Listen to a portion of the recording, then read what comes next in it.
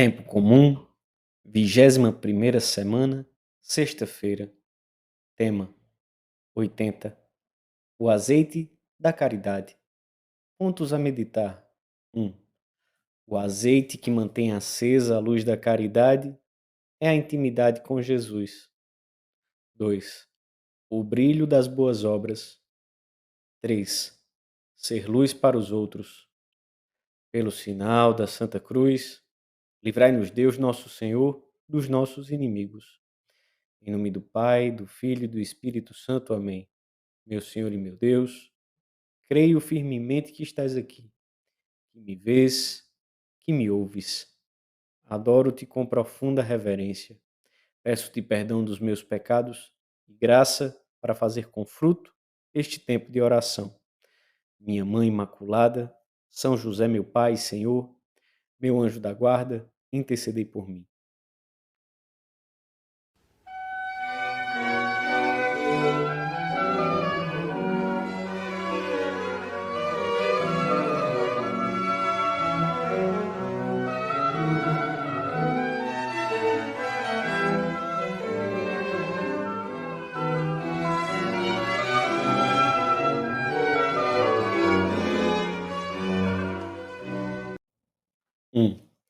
O Evangelho da Missa relata-nos um costume judeu.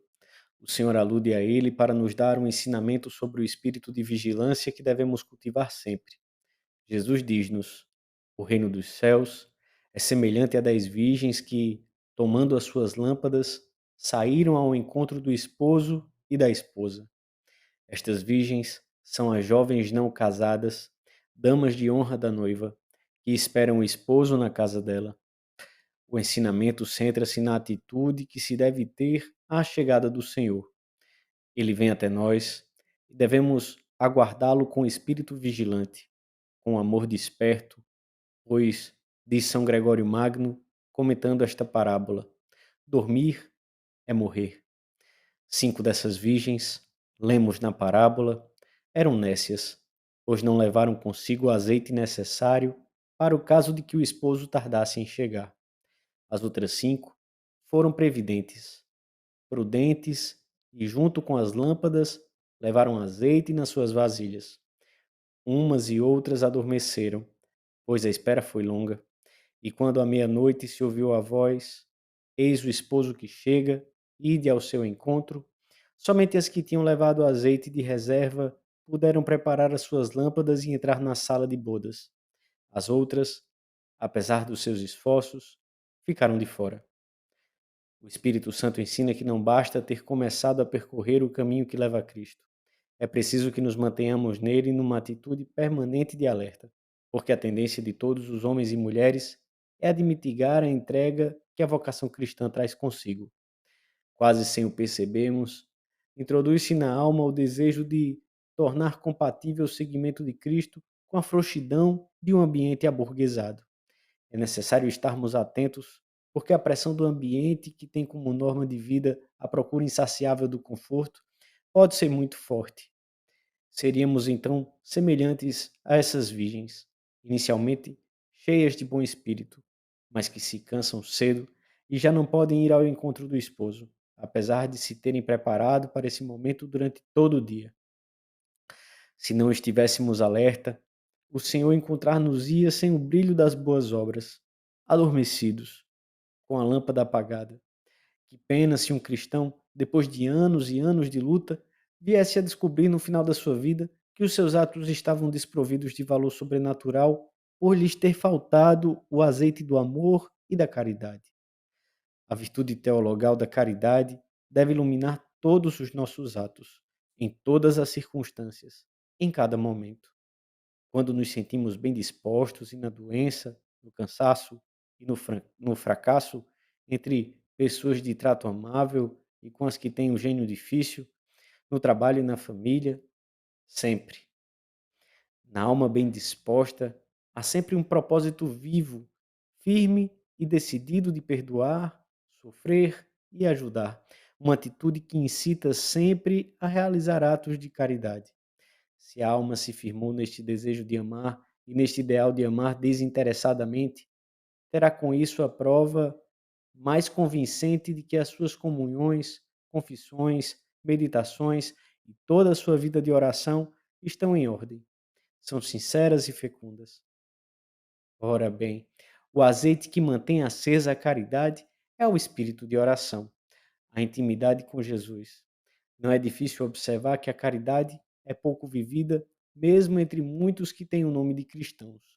No entanto, considerando as coisas com sentido sobrenatural, descobriremos também a raiz dessa esterilidade, a ausência de uma vida de relação intensa e contínua, de tu a tu, com nosso Senhor Jesus Cristo. E o desconhecimento da obra do Espírito Santo na alma, cujo primeiro fruto é precisamente a caridade.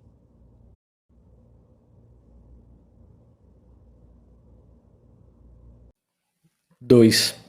O seguimento de Cristo nasce do amor, e nele encontra o seu alimento. O aburguesamento constitui um fracasso desses grandes desejos de seguir o Mestre. Quem se apega a uma vida cômoda, quem foge da abnegação e do sacrifício, ou se deixa levar obsessivamente pela ânsia de satisfações pessoais, não encontrará as forças necessárias para dar-se a Deus e aos outros com todo o coração e com toda a alma. Há também outros que afligem o seu corpo com a abstinência, mas dessa mesma abstinência querem obter retribuições humanas. Dedicam-se a ensinar os outros, dão muitas coisas aos indigentes, mas na realidade são virgens nécias, porque somente buscam como paga um louvor passageiro. São aqueles a quem falta retidão de intenção. As suas obras acabam vazias. O Senhor pede-nos perseverança no amor, uma perseverança que deve ir crescendo continuamente, ao ritmo da alegria que se experimenta em servir a Deus em cada época e em cada situação.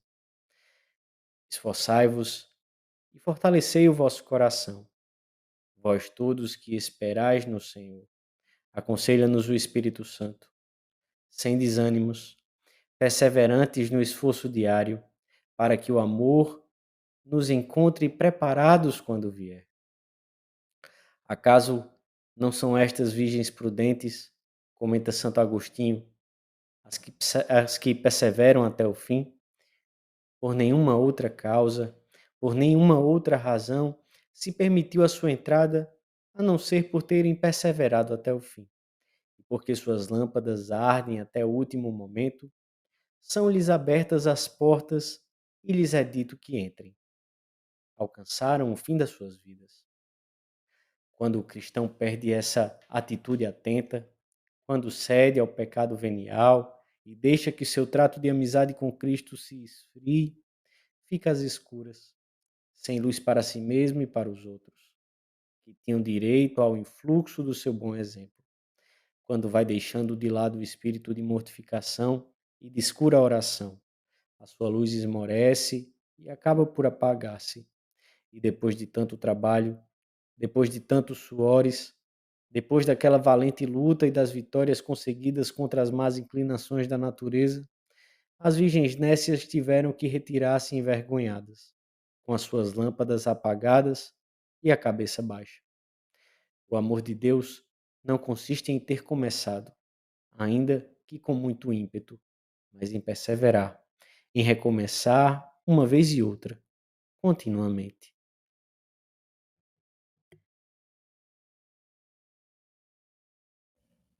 3. As nécias não é que tivessem permanecido inativas, porque tentaram fazer alguma coisa, mas ouvem a voz que lhes responde com dureza: Não vos conheço. Não souberam ou não quiseram preparar-se com a devida solicitude e esqueceram-se de tomar a razoável precaução de adquirir o azeite a tempo. Faltou-lhes generosidade para cumprir acabadamente o pouco que lhes fora pedido. Tinham tido muitas horas à sua disposição, mas desaproveitaram-nas. Pensemos na nossa vida com valentia, porque não conseguimos, às vezes, os minutos de que precisamos para terminar amorosamente o nosso trabalho, que é o meio de nossa santificação, Por que descuramos as obrigações familiares? Por que nos entra a precipitação à hora de rezar ou de assistir o santo sacrifício da missa? Por que nos faltam a serenidade e a calma para cumprirmos os deveres do nosso Estado e nos entretemos sem pressa nenhuma em ir atrás dos caprichos pessoais? Podemos responder: são ninharias. Sim, é verdade. Mas essas ninharias são azeite, o nosso azeite que mantém viva a chama e acesa a luz. O desejo de amar sempre mais a Cristo, a luta contra os defeitos e fraquezas, recomeçando sempre, é o que mantém acesa a chama. É o azeite da vasilha que não permite que o brilho da caridade se extinga. Dessa atitude vigilante, que o Senhor deseja que mantenhamos no coração, devem beneficiar-se os que estão mais perto de nós. Pesa muito, em certas ocasiões, um ambiente movido por uma concepção grosseiramente materialista da vida. Como pesam os maus exemplos daqueles que deveriam ser sinais indicadores. É grande, às vezes, a inclinação das paixões que puxam para baixo, mas a força da caridade bem vivida pode muito mais. O irmão, ajudado pelo seu irmão, é tão forte como uma cidade amuralhada, que o inimigo não pode assaltar. É maior o poder do bem que o do mal. Daqui a importância da nossa vida. É necessário que sejamos como lâmpadas acesas que iluminam o caminho de muitos. Que forças podemos tirar da consideração de que, se amolecemos, não só nós, mas os outros, talvez mais fracos do que nós, perderão a luz ou nunca a encontrarão. Existe uma maneira heróica e uma maneira estúpida, aburguesada, imprevidente, como a das virgens nécias, de percorrer os caminhos de Deus. Vale a pena que nos detenhamos no exame de consciência profundo. Na tua vida, há duas peças que não se encaixam: a cabeça e o sentimento. A inteligência, iluminada pela fé, mostra-te claramente não só o caminho, mas a diferença entre a maneira heróica e a maneira estúpida de percorrê-lo. Sobretudo, põe diante de ti a grandeza e a formosura divina das tarefas que a Trindade deixa em nossas mãos. O sentimento, pelo contrário, apega-se a tudo o que desprezas, mesmo que continues a considerá-lo desprezível. É como se mil e uma insignificâncias estivessem esperando qualquer oportunidade, e logo que a tua pobre vontade se debilita por cansaço físico ou por perda de sentido sobrenatural, essas ninharias se amontoam e se agitam na tua imaginação até formarem uma montanha que te oprime e te desanima.